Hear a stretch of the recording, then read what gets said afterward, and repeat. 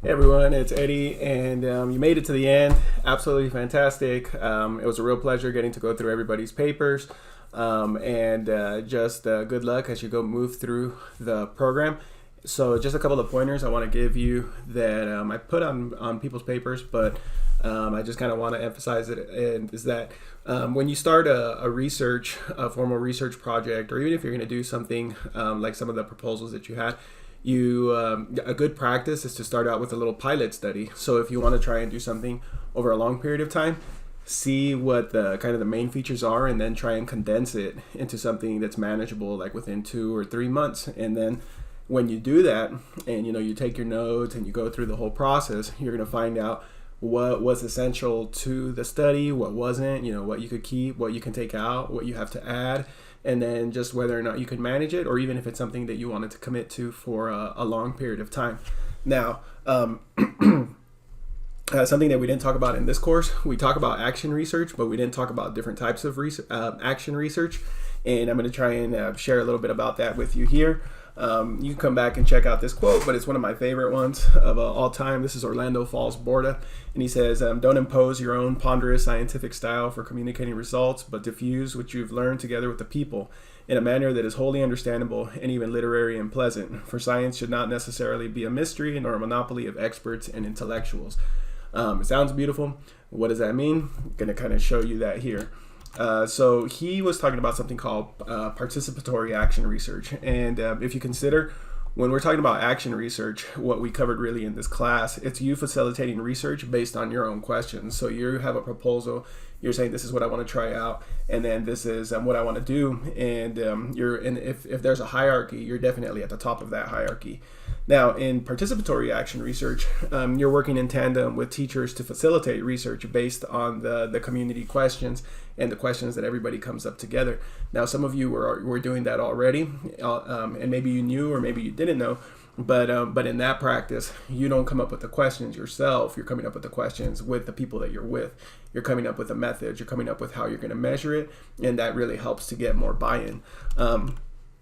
Now, in youth participatory action research, it's called YPAR. You work in tandem with students and teachers to facilitate research questions based on what the community says. And so that would be, imagine, instead of you having your PLC meetings, you're bringing kids into it, and you're asking kids, hey, how can we do this better? And I've seen examples of that work with like technology rollouts. Especially, there's organizations where kids take a big lead in helping roll out technology. That's something that I've seen, like with school counselors, where kids that are having certain issues, they bring them together in focus groups, and then they help the kids work through certain issues.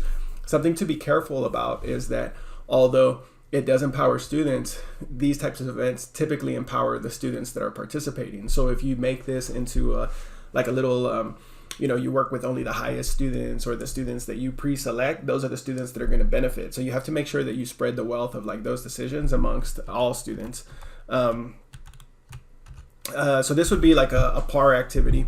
And we did this among our PLC in teaching third grade, and we said we want all the kids to learn how to do computer science, and we wanted to embed it within the curriculum. So one teacher, Miss McKinney, she knew how to do Ozobots. So all the kids cycled through her class to learn how to do the Ozobots, and that's kind of what they're doing here. Another teacher, Mr. Purvis, knew how to do the Hour of Code modules pretty well, and then all the kids cycled through his class to learn how to do Hour of Code. We had another teacher, Miss Ramirez, and she taught the kids a coding-based dance, and all the kids cycled through her class to learn the little dance. And then because I was a new third grade teacher, I wasn't the best at teaching how to read and write, so all the kids cycled through my class to do the reading and writing so that I could work on that. And then the end product there was that all the kids that came through had a little portfolio with all those aspects, with a nice little written portion. And then when it was STEAM night, we invited the parents, we invited Cal State Bakersfield students, and packed our area of the cafeteria, and then the kids ran all of the adults through how to code, how to do the dance, what they'd written, and for us as a PLC, what our action research was to find out, like, were the kids going to be more engaged in participating in this type of activity? Were we going to get better academic output doing this type of activity? So this was PAR.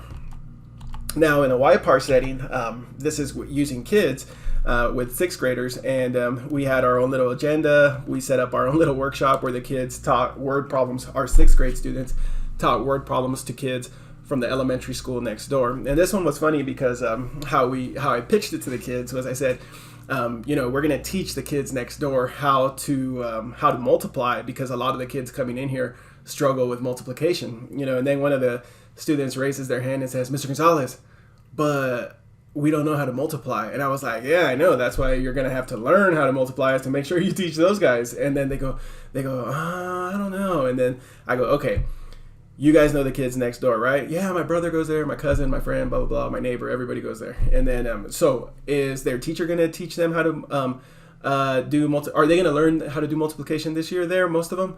No, probably not. Is their teacher going to be able to teach all of them how to do multiplication? No, probably not. And when they come here to the middle school, am I going to teach all of them how to do multiplication? And they start laughing, and they're like, "No, you're not going to be able to teach it to them." And then I go, "So who's going to teach them?" And they start laughing, and they go, "We are." And so they got all pumped up. But what our action research there was going to be, can we teach kids, the kids next door, how to do multiplication, and do it with these hands-on and engaging activities. And then but in that process, my students, the sixth graders, were able to master it and learn it. And so it was empowering for all of them all around, but they had the buy-in of being a part of it. And then this is another one we did with sixth graders. Again, we invited a Cal State class over, and this was our assistant principal. She's kind of pumping the kids up, telling them, because we were going to do the activity with CSUB students. And what the way this one came out, or how we pumped them up, was a lot of the kids said, "Math is boring. I don't like math. Math this, math that."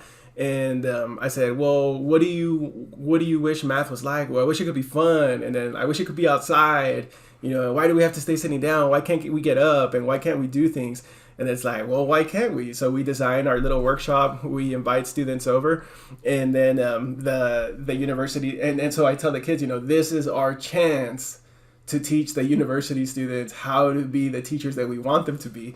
And then at the end, we do like a breakout thing where the university students talk about what they learned and what they were doing. And it was funny because one of the girls, she yells out, she goes, "See, we did it. We taught them how to be real teachers." It was pretty funny. But my point, your research can be narrow, and that's okay, because that's how a lot of research is.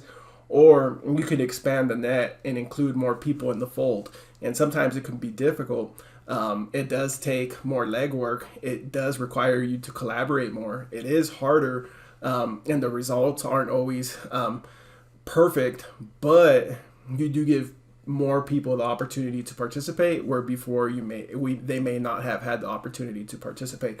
So as you move forward and you bring some of your proposals to light, think about some of these areas. And I just want to say it was a pleasure working with you all this summer.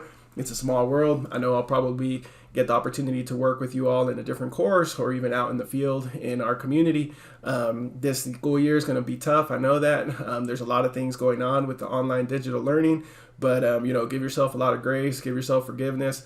Really reach out to your colleagues. Reach out to me, reach out to previous instructors that you had, and try and stay connected. We're all in this together, and stay safe and have a great summer. God bless.